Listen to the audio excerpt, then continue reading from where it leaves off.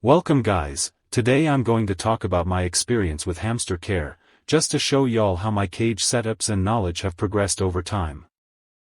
So, these are the hamsters I've had over the years. First is Flash, a Campbell's and/or Russian dwarf hamster from a pet store. Well, the first three all are. Flash, Frank, and Frosty are all from a pet store. They are all likely hybrid dwarf hamsters, as many pet store hamsters are. Campbell's and Russian dwarf hamsters can be bred together, although it is not recommended due to behavioral and lifespan issues that come with it. However, because pet store hamsters are bred out of hamster mills, it is highly likely they are combined. All three are siblings. Then of course, Connor was my Syrian hamster that came from a breeder. Here are the hammies. You can see, obviously, Frosty, the white one, and then, Flash and Frank are the gray ones. Of course, then, Connor is the much larger tan and white one.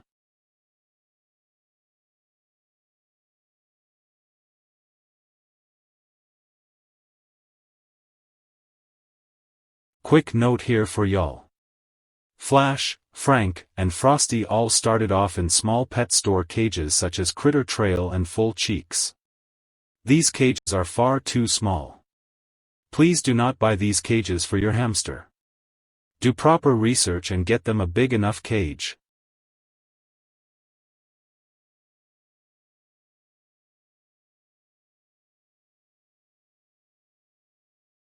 Alright, so here we are with the Trinity.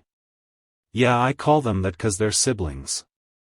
So they shared an IKEA Detolf, which I believe you can no longer get, as a cage once I moved them.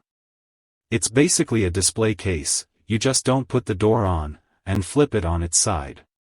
It was definitely a DIY situation. There were dividers made of like wood or something in there, they could be taken in and out for cleaning because there were metal pieces glued in there with silicone, you'll be able to see on the next slide. So one of the cons about this cage is that, it would be good for 1 or 2 hamsters, but due to the way I divided it there were only like 300 square inches of floor space for each hamster, which is definitely not enough, although it was better than any of the store-bought cages. Then, something I did, so a warning for you all not to, is house them together. That was a disaster. The girls fought constantly, so, yes, siblings will still fight. Hamsters are solitary animals and it is highly advised that you do not house them together. Pairs that do not fight are incredibly few and far between. We also originally were told they were all male which, newsflash, was not true. Then you'll be able to see that there wasn't enough bedding in their cage. I believe that hamsters should have minimum 6 inches of bedding to burrow in, which I didn't realize at the time. Then, my hamsters have always had food bowls, but if I get another one, it's really better to scatter at least their seed mix for them so they can forage for it. They would naturally forage for their food, plus it'll entertain them. Then for the pros of these guys' setup, in the pictures I could find you'll see water bottles, however, I later switched over to water bowls, which is by no means a necessity but for me it worked better because I didn't have to stress about the water bottle stopping working or anything like that, plus since they would in the wild drink out of rivers or streams it's just a bit more natural in my opinion. Another thing is that their wool sizes are good. You have to make sure the wheels aren't too small to the point they have to curve their back to run on them, that'll cause back problems. There's basically no such thing as too big of a wheel. Then you'll see their tubes, just a little bit of enrichment. I wish I had more but it's not horrible. Alright, here you see the homemade dividers that I put in there to keep them separate. Then of course there's the food bowls in the corner. Far too little bedding, maybe 3 inches in there at most. This is the only picture I could find of the full cage setup, so if you see the 2 saucer wheels, those were temporary and I quickly replaced them with Night Angel, a reputable hamster brand, wheels. Looking back I wouldn't have used those even in the temporary because they curved their backs pretty bad, although I don't think 2 weeks caused lasting damage. So for Connor's cage, it was a much better setup. He spent pretty much all his time in a reptile tank. I would say it was overall pretty good. My only complaint might have been the ventilation in the top not being the best thing ever. There was definitely plenty of room. I don't know the exact floor space, but it was well over 600 square inches, maybe 800. Again with the water bowls. The wheel size was very adequate. The bedding was far more than the Trinity had. My only complaint is that it wasn't the same amount deep across the whole cage, which I would probably make it that way if I got another hamster, but not bad. Another very good thing about his cage was the sand bath. It's very helpful for hamsters to have sand baths because you can't actually bathe them without insanely messing up the natural oils in their fur, so with a sand bath it'll help them get off those extra oils. I needed to get one with higher sides though, cause he once dumped it everywhere. Then for the cons, again, we've got the food bowls, I've already touched on. Then, one thing I didn't like that I did with the cage is I fully cleaned it every week or two, which wasted a ton of bedding, in addition to it being wildly disorienting and stressful for the hamster to have a completely clean cage every week. I should have spot cleaned it instead, and when I did a mass clean, still leave some old bedding on top and stuff like that. Here you see his cage. There's a good lot of bedding, correct sized wheel. Sand bath and tubes. Again I started him off with a water bottle but switched over to bowls again.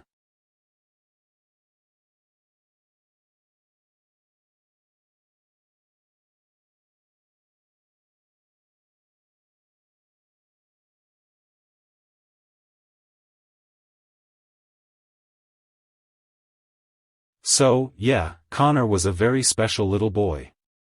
Here's his story. So, most hamsters live about 2 to 3 years. Flash and Frosty only lived about 1.5 years, which I think may be owed to the fact I think they were hybrid hamsters, because they have shorter lifespans. That's just another piece of evidence. Anyways, they clearly died of old age. So did Frank, he was 2. Connor only lived until he was 8 months old. When he was probably 3 or 4 months old we had gone on a vacation and we got home. I was sitting on the couch with him and he shook his head. Blood. Everywhere. Came out of his ears. We had no clue what was happening, but the bleeding stopped, so I just put him back in his cage. So, we went to the vet. They put him on a mite treatment, thought maybe he was scratching his ears and told us to put a cone on him. In the next couple slides you'll see him with his cones on. Anyways, it was kind of a roller coaster after that, but he inevitably kept not really getting better and things went up and down. In his last couple days he got a lot better and we thought maybe he'd be okay, but then his condition just crashed that morning and he ended up passing away. The vet determined in the end he had underlying health issues.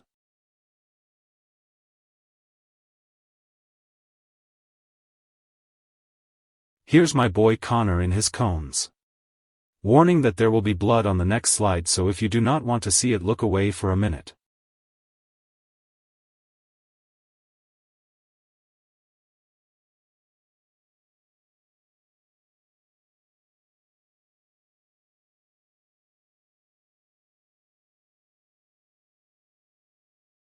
Here's what his ear looked like during one of his episodes.